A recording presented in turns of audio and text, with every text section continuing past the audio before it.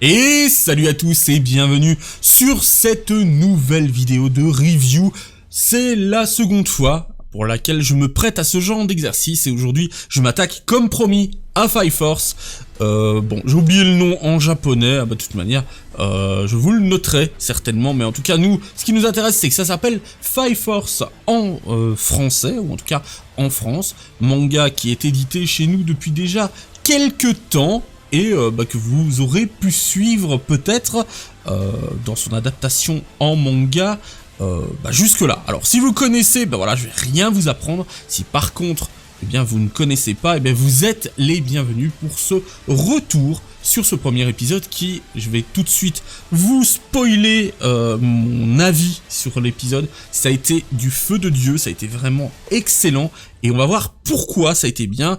Et les attentes et un petit peu tout ce qui se prépare à ce niveau-là. On commence comme pour Dr. Stone. Bien entendu, ça ne sera que le temps du premier épisode. On va pas s'arrêter sur le casting à chaque épisode. Là, on va avoir les personnages principaux qui vont être installés. Donc on va pouvoir se lâcher. Donc, niveau casting, un peu plus de personnes que pour l'épisode de Dr. Stone. On va pas trop s'attarder non plus dessus. Je vais vous donner un peu un bref avis, vous dire dans quoi on les a entendus, un avis global, et puis on passera sur tout l'aspect technique, et puis un résumé rapide de l'épisode avec un peu de spoil. Je vous avertirai le moment venu. Alors, au niveau du casting vocal, on commence. On a Kusanabe Shinra, qui est le héros, le protagoniste de notre histoire, que vous pouvez d'ailleurs voir en fond, là, derrière moi, c'est le héros, qui est interprété par Kajiwara Gakuto. Alors, ce nom ne vous parle peut-être pas si vous n'êtes pas mordu de seiyuu. Pourtant, c'est un rôle qui est assez connu ces derniers temps, puisque c'est celui d'Asta dans Black Clover. J'avoue que j'ai eu du mal sur Black Clover avec ce seiyuu. Ici, il s'en sort à merveille, le rôle lui va vraiment bien. Et il arrive rapidement à nous faire apprécier son personnage, donc déjà un gros plus. On a ensuite Ichimichi Mao, qui est vraiment à l'aise dans son rôle de la sœur Eris, donc c'est pas la sœur de Shinra, non, c'est une sœur, voilà, une sainte. Sans doute grâce à son expérience, en tout cas de seiyuu, elle a été dans beaucoup d'animés. Alors je l'ai remarqué principalement pour deux rôles, dans deux animés que j'ai suivis et que j'ai appréciés. Donc la saison 2 de Mob Psycho 100, où elle interprétait Asagiri Minori, donc une jeune femme qui avait des petits problèmes. Je vous laisse aller regarder Mob Psycho 100, c'est une valeur sûre, on en parlera sur la chaîne. Et puis, pour ceux qui seraient un peu moins intéressés par ce style, il y avait tout de même Nakamori Aoko, que l'on pouvait retrouver dans Magic Kaito 1412, très bon spin-off si je puis dire. Ensuite, on a Kamiju Saeko pour son premier vrai rôle, donc en tant que seiyuu en tout cas, qui joue Ozemaki. Elle s'en sort à merveille, rien à redire, vraiment un très bon choix. Inawa Takehisa est joué par Suzumura Kenichi, donc interprète entre autres, c'est pas grand chose, Wakabayashi Genzo, donc c'est Tom dans Olive Tom, mais en Jap. On a Zack Fair dans Final Fantasy VII Advent Children, si peu. Et puis, ça c'est quasiment pas connu, vous connaissez certainement pas Kakashi attaqué de Naruto, qui connaît ça?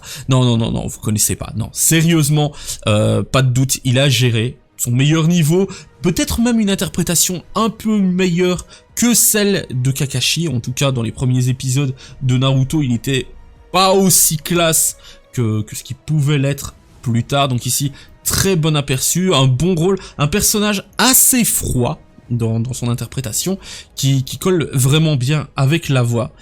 Et puis enfin, au niveau du casting, pour continuer dans la 8ème division, la Fire Force, donc 8ème division de pompiers, Ubi Akitaru,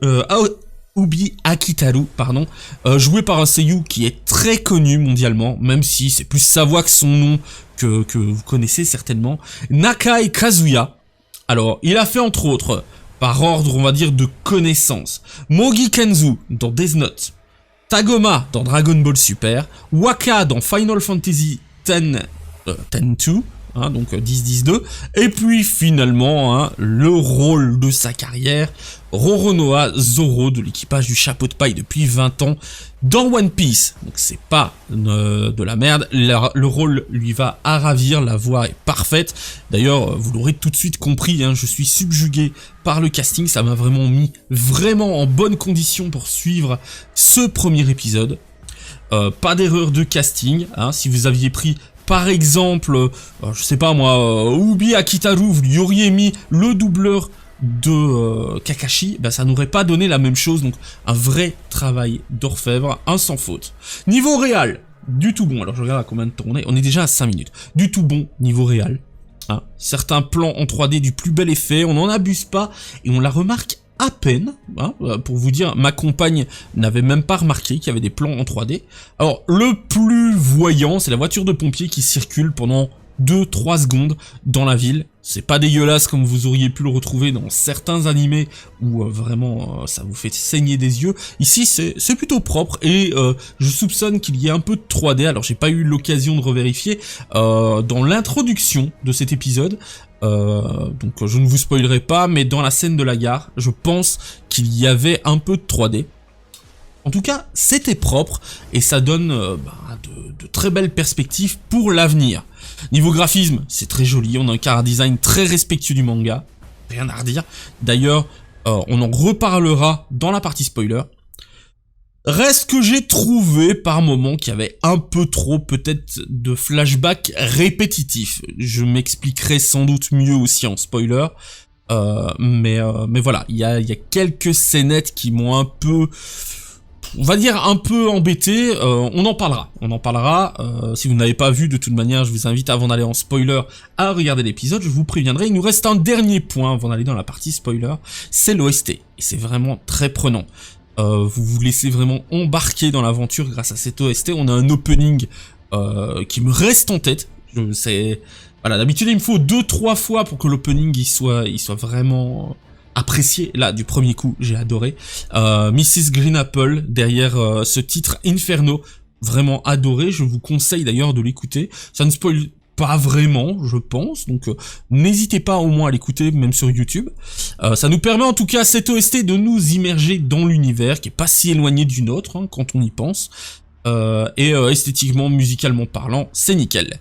On passe désormais à la zone spoiler, je vous laisse, comme lors de notre précédente review, 3 petites secondes pour partir, aller regarder l'épisode et revenir bien entendu, regarder la fin de cette review et partager votre avis avec moi dans les commentaires. Donc je compte 3, 2, 1, on est parti, spoiler alert.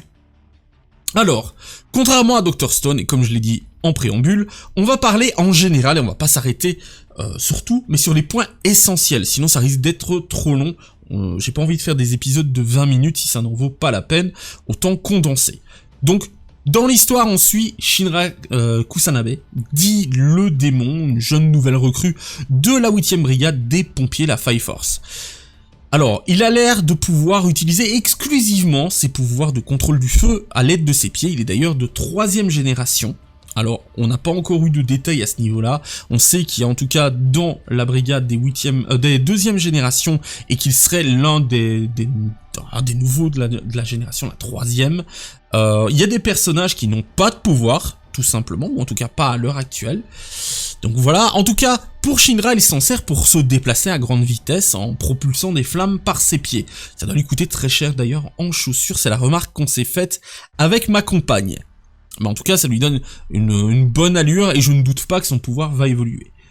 Autre chose, donc j'ai trouvé ça excellent de ne pas avoir présenté les membres directement. En effet, dans la scène de la gare, voilà, on a les membres, on les voit utiliser leur capacité, on est directement dans le bain, mais aucun d'eux n'est vraiment présenté. Donc du coup, on laisse planer un certain mystère, un peu sur chacun. Bon, on les découvre un petit peu leur personnalité et tout ça au fur et à mesure, mais avant de connaître leur pouvoir et leur grade, voire même de connaître leur nom, j'ai trouvé ça vraiment bien. La présentation n'a lieu que quand la Fire Force part pour la mission de fin d'épisode, hein, donc vraiment dans le dernier tiers de l'épisode. J'ai trouvé ça vraiment bien parce qu'on était déjà impliqué avec les personnages et là on était tout oui de les écouter. Qu'au début vous vous seriez dit bah voilà, j'en ai un peu rien à foutre, je les connais pas. Voilà, là vous étiez déjà un minimum investi, j'ai vraiment apprécié. Donc moi en tout cas pour moi c'est un bon point. Alors les ennemis, les torches humaines de ce premier épisode ont un très bon rendu, que ça soit en termes d'animation, en termes d'esthétique, ou même en termes d'intrigue, hein, clairement ça me donne envie. Alors surtout la femme en fin d'épisode, donc la femme torche humaine qui c'est le dernier tiers de l'épisode à peu près, hein, de cette partie-là. Alors les flammes ont un très bon rendu, c'est vraiment très beau, on ressent qu'on pose bien entendu les bases de Shinra et du coup la fight est assez vite expédiée quand même, hein, une fois qu'il s'y met un peu, voilà, on a quelques petits détails techniques, enfin on nous montre qu'on sait faire des trucs un peu techniques, mais voilà. Alors on va pas bouder notre plaisir bien entendu, c'était dynamique, c'était bien animé et c'était un premier épisode. Voilà, on n'était pas concentré sur la fight. Combien d'animés que j'adore, par exemple Bleach, il n'y a pas beaucoup de fight en fin d'épisode, en plus c'est très vite résolu. On pose les bases, ici on est un peu dans le même style je pense, et c'est pas pour nous déplaire. Alors, qu'est-ce que je peux dire également? Oui, donc d'ailleurs, un petit point qui est plutôt intéressant. Donc je recherche où je suis, voilà. Donc visiblement il existe divers niveaux de torches humaines. Donc ça va très certainement nous permettre de voir évoluer les personnages de la 8ème brigade, peut-être même d'autres brigades, hein. J'avoue que j'ai pas très approfondi le manga, mais ça m'a donné très envie de le pousser, donc je le ferai. Je le ferai pour les futures reviews, ça c'est pas un problème. De plus, on ressent une bonne expérience du groupe. On sent que voilà, ils ont déjà un vécu, qu'ils savent déjà travailler ensemble, chacun à son poste, tout le monde fait un peu confiance à tout le monde. Ça reste cohérent, hein. On voit que c'est un groupe qui est déjà assez soudé. Alors, comme je l'ai mentionné en no spoil, on a beaucoup de flashbacks qui reviennent. Shinra super-héros auprès de sa mère, entre autres. Hein. Alors, je comprends que on l'a mis là pour bien nous mettre son état d'esprit. Hein, jusque là il n'y a pas de problème et je comprends que c'est pour bien marquer qu'il veut devenir un héros parce que il l'a promis à sa mère, à son petit frère. Ok, si c'est dans ce premier épisode et que ça revient occasionnellement, je pourrais encore passer outre, mais voilà, j'espère vraiment que ça va se limiter qu'à ça, parce que si on se tape 15 fois le flashback par épisode, ça va vite me saouler. Donc je sais pas vous, hein, est-ce que peut-être vous étiez peut-être plus enclin, c'est peut-être moi qui n'ai peut-être pas apprécié ce passage-là, donc n'hésitez surtout pas dans la joie, la bonne humeur et dans le respect, on peut communiquer, on peut discuter ensemble, n'hésitez pas. Alors au final, hein, on va vraiment maintenant venir sur le point final, donc ça dit quoi? Pour moi, futur hit. Clairement, si la réal reste et maintient ce niveau, on va vers quelque chose que vous allez entendre parler. Alors je sais pas si c'est une série fleuve ou si c'est par saison. À mon avis c'est par saison vu le niveau d'animation. Voilà. Maintenant si c'est une série fleuve, chapeau, j'ai peur qu'il n'arrive pas à tenir le rythme. Alors on ressent dans l'animé une touche Soul Eater. Hein, dans la production, c'est nickel parce qu'on a vraiment cette impression de tâter quelque chose déjà d'un peu connu. Hein, c'est quand même le même auteur de Soul Eater et de Fire Force, donc du coup, en les mettant dans un rendu graphique assez proche, eh bien, on touche du doigt un peu ce que l'auteur a fait. Ça garde une homogénéité et j'ai vraiment apprécié, d'autant plus que le rendu est vraiment très bien. Donc ça, c'est nickel. On les lit vraiment. Alors l'anime est clairement au niveau des meilleures productions actuelles, à mes yeux, hein, en termes d'anime, franchement, il n'y a pas vraiment grand chose à redire. On est clairement dans un mastodonte du shonen, on aurait pu s'attendre à bien pire. Je vous rappelle tout de même que Dragon Ball Super, pendant les premiers épisodes, ouais, on a eu 2 épisodes qui étaient corrects, à partir de l'épisode 3 ça a commencé à s'écrouler, épisode 5 c'était complètement de la merde. Donc voilà, c'est pour vous montrer que Dragon Ball Super c'était quand même des thunes qui rentraient, si ils voulaient investir, voilà. Bon après c'était Studio Pierrot si je me trompe pas, je sais plus. Bah enfin, c'était un studio qui est habitué à ce genre de bavure, donc voilà, on peut se douter que ça ne sera peut-être pas le rendu d'ici, d'autant plus que regardez Boku no Hero Academia, donc My Hero Academia en version francophone, voilà, c'est léché, c'est très bien, donc je pense que voilà, on peut rester. Je suis persuadé que ça, d'ailleurs, sa popularité ne va faire que croître, hein. L'anime va booster les ventes du manga et du coup ça va les pousser à faire vraiment, si même c'était prévu que sur une seconde saison, et ça va faire un hit au niveau des animés.